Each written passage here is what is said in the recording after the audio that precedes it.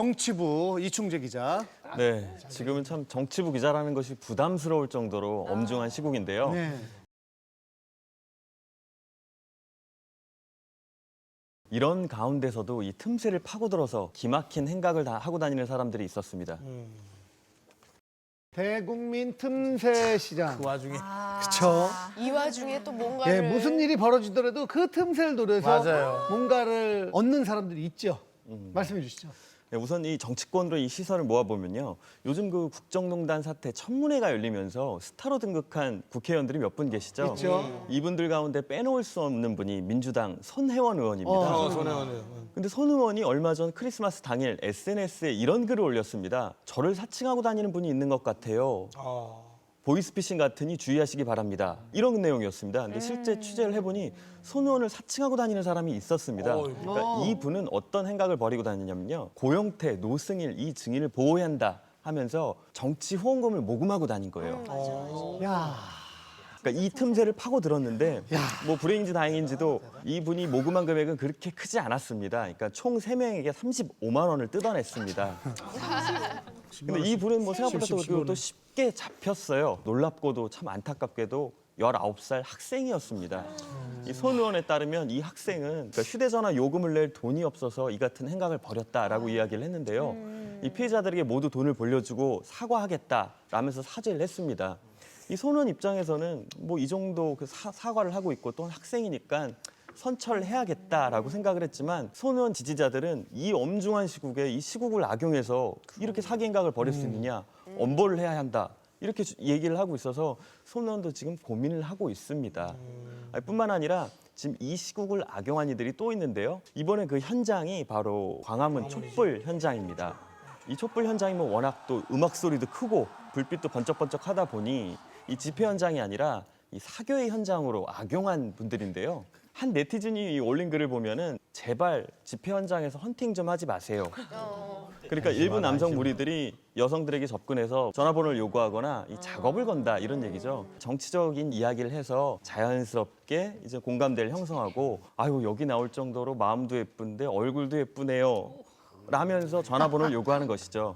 아니 물론 마음만 맞는다면 뭐 이게 특별히 뭐 문제될 건 없겠지만 이분들이 이제 집요하게 전화번호를 요구한다 할지 아니면 강제적으로 스킨십을 한다는 것이 문제인데요. 한 여성은 스킨십이요. 그러니까 한 여성은 실제로 이 광화문 집회 현장에서 손목을 붙잡혀서 줄줄 끌려다니다가 다른 무리들에게 도움을 받아서 풀려날 수 있었습니다.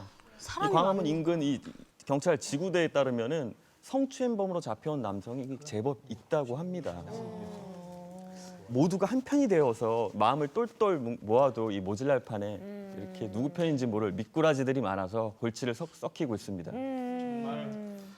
너무 분노가 일어나는 대목인데 말이죠. 어딜 가나 이렇게 잘못된 황당한 방향으로 머리를 굴리는 사람들이 너무 많잖아요. 그렇죠? 그렇습니다. 이 국정농단 사태가 본격적으로 불거지기 시작한 게 한 2달 정도 됐는데요.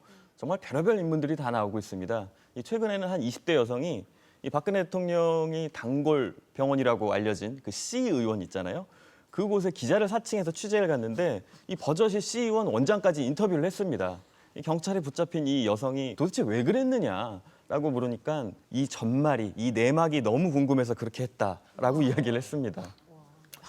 근데 우리가 그 청문회가 끝나고 나서 정말 생뚱맞지만 장시호 패딩이 뭐 화제가 되기도 했었잖아요. 그리고 뭐 고영태 코트라든지 뭐 이런 것들이 이슈가 되기도 했는데 상술이 국정농단도 뭐 이기겠다 뭐 이런 생각이 들어요. 네, 맞습니다. 지금 현재 이 시국을 이용해서 상술이 가장 활개치고 있는 곳, 잘 활용한 곳이라고 할 수 있는 곳이 바로 병원, 그러니까 피부과인데요.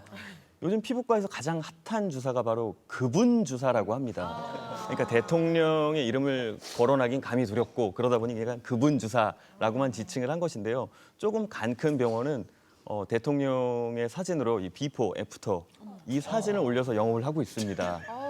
근데 이게 사실 지금 현재 정치적으로 청와대와 대통령이 소위 뭐 정치적 식물 상태라 그렇지 이 과거 그러니까 평소 같았으면은 아마도 영업 정지를 당하지 않았을까 전 뭐 그렇게 생각합니다. 네. 아니 근데 정치 후원금이 필요하다는 그 문자 한 통에 제대로 확인도 안 하고 이렇게 선뜻 송금을 해주나 봐요. 그렇습니다. 그러니까 정치인 명함을 받아보면 그 명함 뒤에도 후원 계좌가 쓰여 있어요. 그러니까 그 정도로 쉽게 공식적으로 줄 수 있는 금액인데요.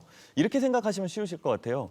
그러니까 우리가 좋아하는, 내가 좋아하는 연예인, 가수의 CD를 사주는 팬들이 그런 마음이라고 생각하시면 될 텐데 그럴수록 그런 곳에 파리가 꼬이게 마련이죠. 지난해였어요. 그러니까 거물 정치인 김무성 의원을 사칭해서 돈을 뜯어낸 사기꾼이 잡히게 했는데요. 이분의 특기는 다른 것이 아닌 성대모사였습니다.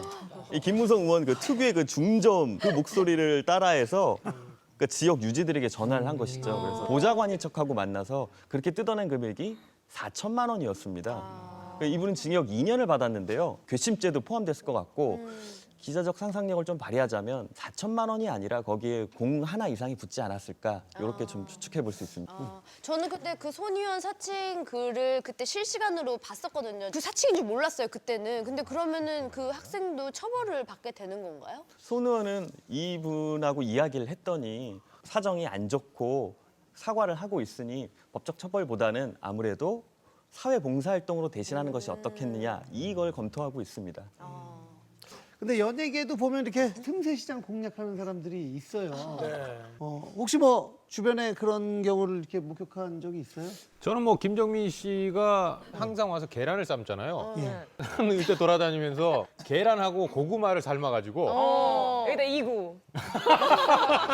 닭가슴살도 좀 해가지고 예. 오! 그리고 좀 팔면 좋겠어요. 네. 그럼 많이 살 것 같은데. 아니 근데 그동안에 계속 달걀을 이렇게 갖고 와서 계속 갖고 왔죠. 대기실에서 꾸준히. 계속 네, 맞습니다. 얼마 전 그 달걀 그 사태가 벌어지고 난 이후로는 가지고 오질 않더라고요. 한 판에 10,000원. 예, 가격이 올랐어요. 예. 본인도 돈을 쓰는 마지노선이 있는 거죠. 예. 분발하도록 하겠습니다.